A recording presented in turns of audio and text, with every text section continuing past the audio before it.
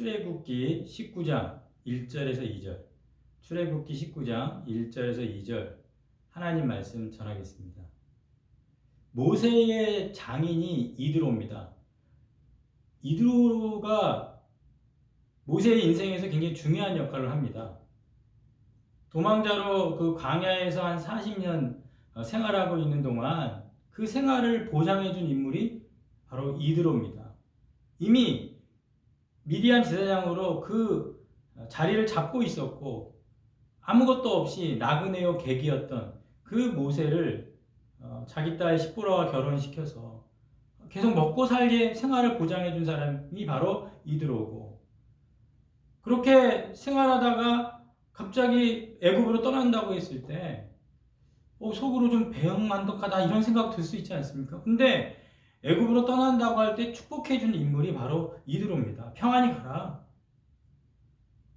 그래서 이렇게 사명을 완수하고 출애굽에서 이스라엘 백성을 끌고 시내로 막 다시 호렙산으로 돌아오는 그들을 환영하고 축복하고 하나님께 번제를 드리고 같이 사귐을 하고 있고 하나님과 화목을 이루는 바로 모세 장인 이드로의 모습입니다. 그리고 모세의 사역이 한계를 넘어선 그 지친 하루 종일 애쓰고 있는 그 모세를 지혜로운 조언을 통해서 해결해 준 사람이 바로 모세의 장인 이드로입니다. 어떻게 보면 하나님께서 이드로를 모세의 인생에 준비시켜 주셨고 또 이드로는 모세의 인생의 증인의 역할을 하는 것이죠. 하나님께서 모세와 함께 하셨다는 이 사실은 명백한 사실이다. 그 증인이 이드로입니다. 사도행전에 누가가 사도행전을 기록했지만 사도 바울과 동행을 하면서 이 사도 바울의 사역은 하나님이 함께한 사역이다라는 명백한 사실을 누가가 증인이 되어주는 거 아닙니까? 그래서 그것을 그대로 사도행전에 하나님이 함께하신 바울의 사역을 명백한 사실로 진실로 기록하고 있는 것입니다. 나의 인생에도 이런 증인 같은 사람이 있습니까? 목사님을 보면 하나님이 함께 하시는 게 확실합니다. 명백합니다. 확실합니다. 우리 교회를 보면 하나님이 함께 하시는 게 확실합니다. 제가 증인입니다. 최근에 저한테 연락 온 청년이 한 명 있습니다. 제가 이쪽 청라 지역으로 왔는데 인천 쪽에서 일을 하고 있더라고요. 청소년 때부터 제가 알고 지냈는데 그때부터 지금 한 20년에 15년, 20년 정도의 세월이 지났는데 지금은 조금 하나님을 떠나 있는 모습입니다. 하지만 그 청년이 청소년 시절에 하나님을 찾았고 간절히 부르짖었던 만남은 제가 증인이거든요. 이제 세월이 흘러서 지금 세상 풍파에 시달리고 교회를 떠나 있지만 다시 하나님께 돌아와서 회복되어야 된다라는 증인이 아마도 저를 그 청년의 인생 가운데 증인으로 세워주면서 하는 그런 마음이 있습니다. 이드로처럼 모세를 도와주고 그렇게 하다 보면 그 청년의 증인이 되지 않겠습니까? 빌립보 간수가 전도가 되고 사도 바울을 보니까 어젯밤에 맞은 상처의 그런 거기를 깨끗이 빌립보 간수가 씻겨주거든요. 그러니까 누군가를 빌립보 간수가 바울을 씻겨주니까 자신의 죄도 세례를 통해 씻겨지거든요. 우리는 기억해야 될 게 뭐냐면 누군가를 씻겨주면 우리는 씻김을 받습니다. 하나님께서 우리에게 하나님이 함께 하셨다라는 명백한 증인을 세워주시기를 축복합니다. 하나님이 함께 하셨다라는 명백한 증인이 되어주시기 바랍니다. 누군가에게. 하나님은 분명 살아계셔서 모든 인생 가운데 그런 역사를 행하시기 때문에 우리 모두는 증인인 줄로 믿습니다. 이드로의 중요성을 또 알게 되는 부분은 이 출애굽기의 구조를 보면 좀 알 수가 있습니다. 출애굽기 2장과 3장, 출애굽기 18장과 19장 이렇게 한번 비교해 보면 출애굽기 2장과 3장에서는 모세와 이드로가 2장에서 만나고 3장에서 모세와 하나님이 만납니다. 18장은 모세와 이드로가 만나고 이스라엘 백성 전체와, 그리고 19장에 모세와 이스라엘 백성 하나님이 만납니다. 어떻습니까? 구조가 비슷하죠? 그리고 나서 출애굽기 4장에는 이별 장면이 나오죠. 이드로를 떠나는 모세. 그리고 출애굽기 18장에는 모세를 떠나는 이드로의 모습. 이런 구조 속에서 출애굽기 3장 그리고 오늘 출애굽기 19장 무엇과 관련이 있냐면 부르심, 소명과 관련이 있습니다.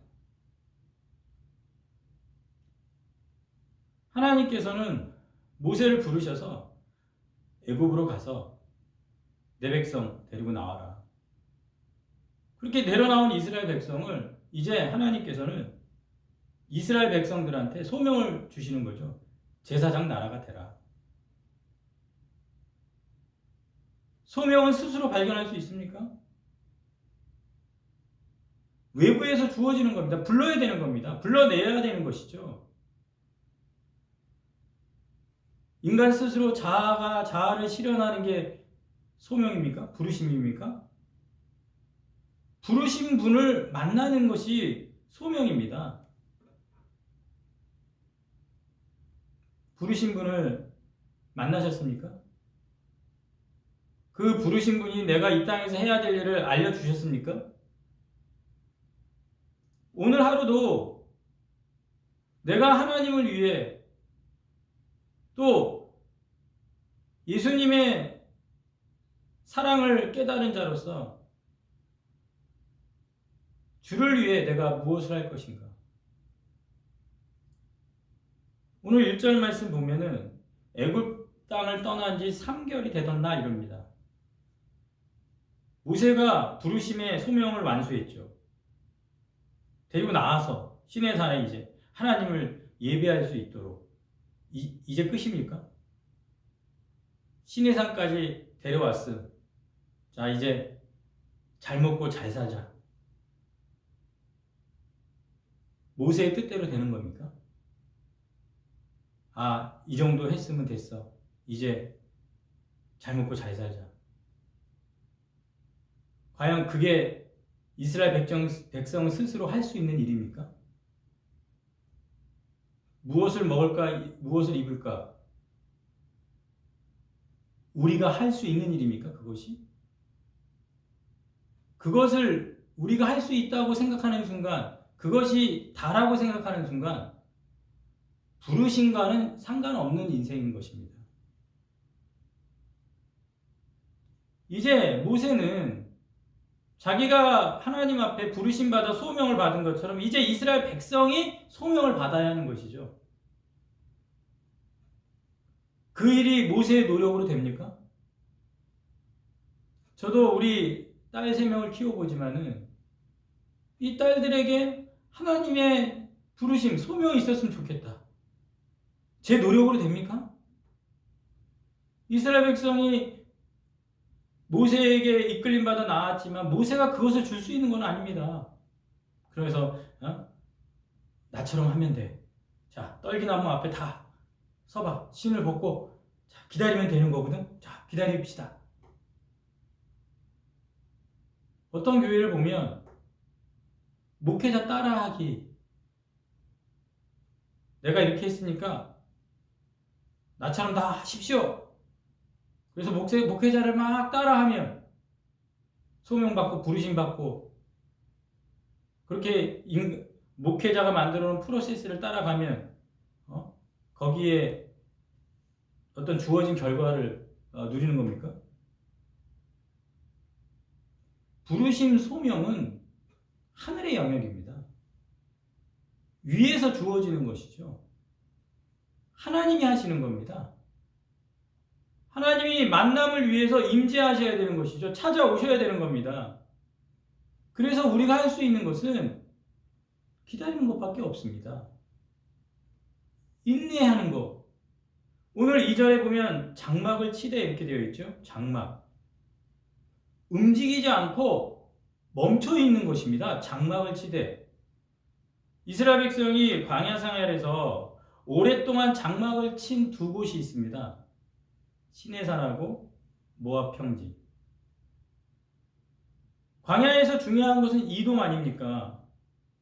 빠져나와서 가나안 땅이란 약속의 땅으로 들어가야 되기 때문에 빨리 이동해서 빨리 그곳에 도달하는, 그러니까 분주하고 바쁘고 열심히 목표가 있으니까 그 목표에 도달해야 되고, 하지만 이스라엘 백성의 역사 속에서 하나님의 강한 임재가 있었던 곳은 장막을 치고 오랫동안 멈춰 있을 때, 머물러 있을 때였습니다. 시편 46편 10절, 너희는 가만히 있어 내가 하나님 됨을 알지어다. 어찌 보면 하나님이 하나님 됨을 알 때까지 기다리는 것이 가장 지름길 아닙니까? 우리 인생에서.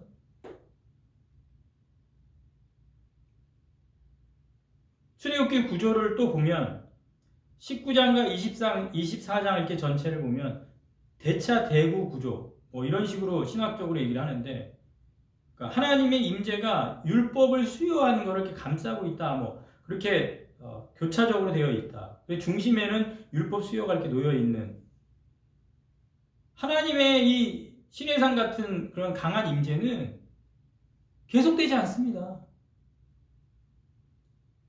우리도 신앙생활 하다 보면 하나님을 강하게 느낄 때가 있습니다. 정말 내 감정과 이성과 어떤 이 의지 이런 거를 좀 초월하는 어떤 하나님이 어떤 저를 만나 주시는 어떤 그 강한 임재, 그게 뭐 매일 됩니까? 하나님께서 그렇게 임재하신 다음에 남아있는 게 뭐냐는 겁니다. 남아있는 거, 임재해서 우리에게 주시는 거. 시내산에서는 십계명을 줬습니다. 언약책을 줬습니다. 이스라엘 백성이 오랫동안 남아있을 때, 또 모압 평지에서는 신명기 말씀을 주셨습니다. 우리에게 남는 건 뭡니까? 여호와의 메시지입니다.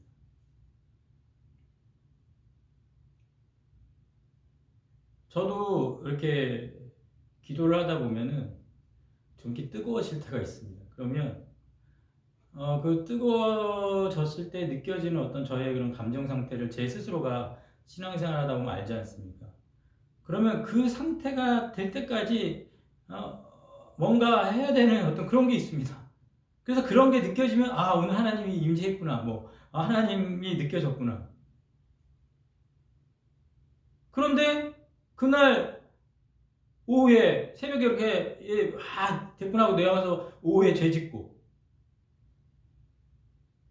하나님의 그 임재 체험이라는 거, 내가 경험하겠다라는 그 체험 중요합니다. 하지만 체험은 남는 게 아닙니다. 예수님도 이 땅에 오셔가지고 표적을 해가지고 기적을 해가지고 보여준 다음에, 표적은 가리키는 거, 사인, 가리키는 게 뭐죠? 여호와의 메시지, 여호와의 말씀인 것입니다.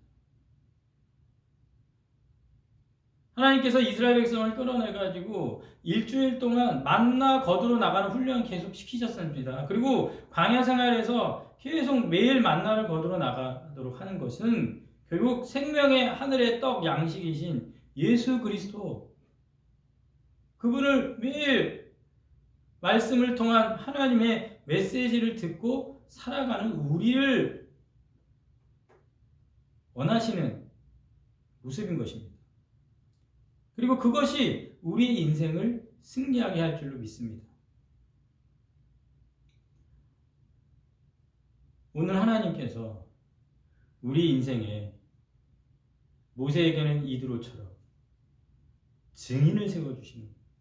그리고 내가 그런 하나님이 역사하신 증인이 되어주고 그런 하나님과의 증인들끼리의 동역과 사역을 통해 하나님 나라를 이루어가고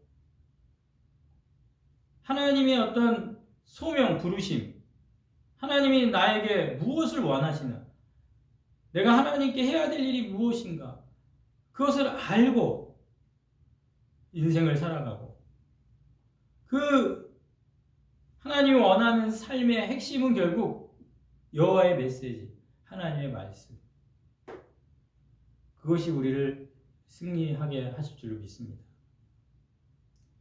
오늘도 그런 하나님의 임재 이후에 주시는 여호와의 메시지가 우리의 인생을, 오늘 하루의 삶을 이끌어 가실 주님의 이름으로 축원합니다. 기도하겠습니다.